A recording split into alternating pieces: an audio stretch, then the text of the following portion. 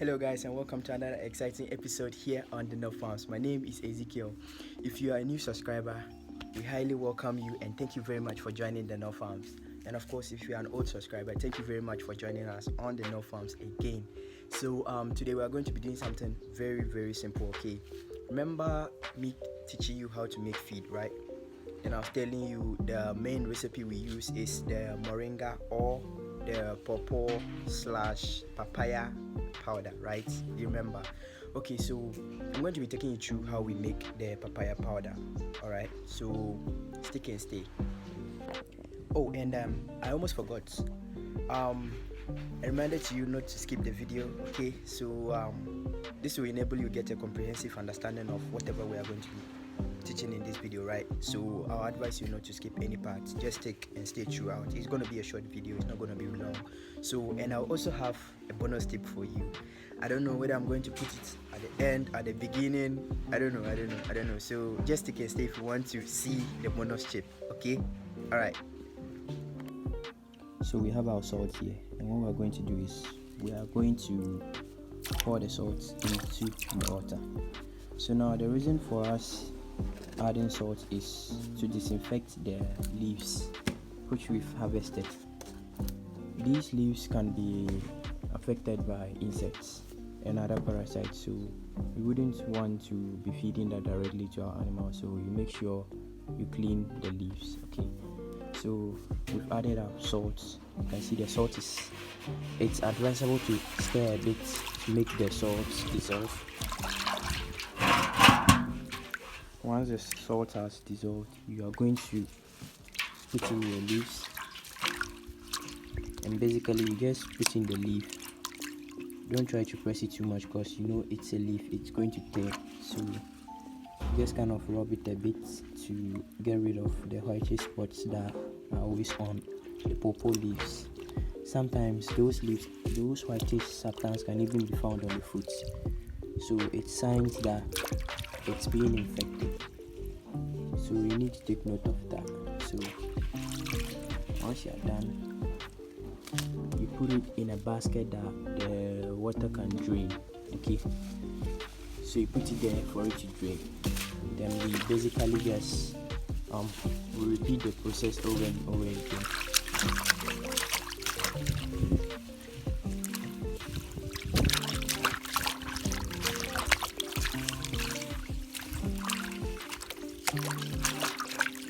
Or better still, for it to work very well, you can decide to leave the leaves inside there for some few seconds, then you bring it out.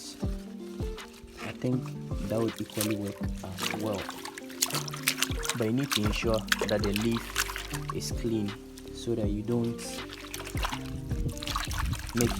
pass on diseases to your animals. So I'm going to do the rest of the washing. I wouldn't want you to do board washing justice, so I'm going to pause the video, then I do the rest of these, and once I'm done, I'll show you the next step. Okay, so you remember me talking about some parasites living on the leaf and other insects as well. So once you look at this, you realize that it's a spider web, and there's a possibility of it laying eggs within the leaf. So if you don't check very well, you are going to feed this to your animal, which might be harmful to it. So when washing, please take note of this. Turn the leaf around, mostly turn to this side. Look at the corners there to make sure all those webs that are there are cleaned. So what we're going to do is that we're going to dip it back into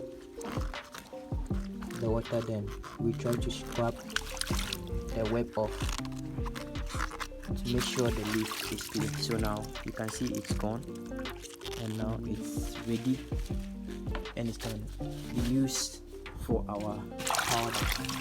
Okay, so our next step is to solar dry it. So I know with this step you are going to be saying, people have arguments saying that when you dry something in the sun, it loses its nutrients, right? Yeah, that's true. So what I do is that I try to dry it in the sun just for a day. Okay, I dry it in the sun just for a day, then after that, the next day, so I dry it in the shade just to maintain the nutrients, because that's basically what we are looking for, right? So what we do is that we dry them. Okay. Mama. What we do is that we dry it. So we are going to dry it in the sun.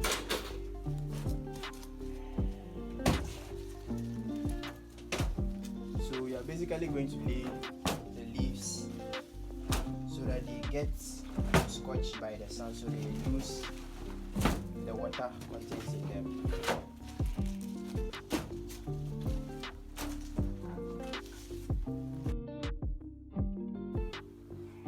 Okay, so once you've laid your leaves in the sun to dry, basically what you do is that from time to time you come, then you turn the leaf around. This is to make sure that the leaf dries evenly. You wouldn't want some of the leaves to dry then some wouldn't dry, because we need them at the same day to make them into the powdered form. So basically you just leave them here for a day, like I said. Then the next day you are going to dry them, but not in the sun. You are going to dry them in the shade. You look for a shady area, then you lay them. Okay, look for a clean place, then you lay them. You want to make sure the leaf is clean till you transform it into powder. So after you fully dried your pawpaw leaf, you are going to crush them by hand into your mortar. Then you begin the pounding. So basically you pound it into the powdered form. So after you pound for some few minutes, you are going to obtain something of this nature, and that's our pawpaw powder. This is what we refer to as the weight booster. Aside moringa powder, this equally works as a weight booster. So once you get this, what you do is you basically mix it with your feed, then you feed it to your animals. I've realized that this works very well for me, and what I do is that basically every feed I'm making, I make sure there's a mixture of pawpaw powder in it. It acts as a weight booster, especially for my winners. I add it to their feed and it works very well. So alright, basically that's it. Let me know what your thoughts are about this pawpaw leaf, and I'll see you in the next one. Alright guys, for your bonus tip that I promised you, I've not forgotten. I'm going to stick to my promise. So I'm going to show you the bonus tip. So right now we are in our backyard, okay, and I don't know whether you can see what's going on.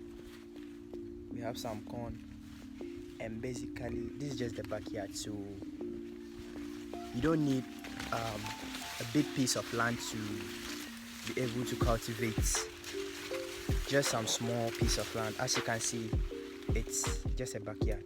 Let me give you a 360 spin. It's just a backyard, okay, but you can utilize it. Okay, you can utilize these small spaces that you have and make something out of it. For this corn that we farm like this, it's used to feed the goats and the sheep. Okay, so this could be a way of cutting down your cost. It could be a way of slashing down your costs, because nowadays ingredients that we use to make feed are very expensive, and the only way you can do it is to try and be innovative by trying to cut down cost as much as possible. So the maize isn't the bonus tip, okay? That wasn't the bonus tip. I'm going to show you the bonus tip, okay? Alright, so let me show you what we have for your bonus tip.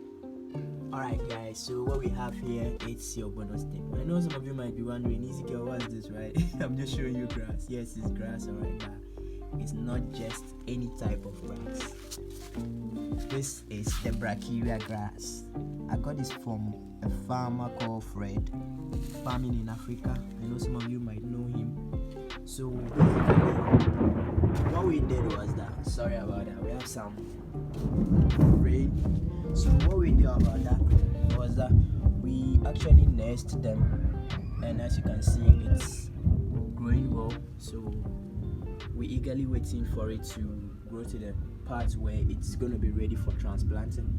Then we do the transplanting.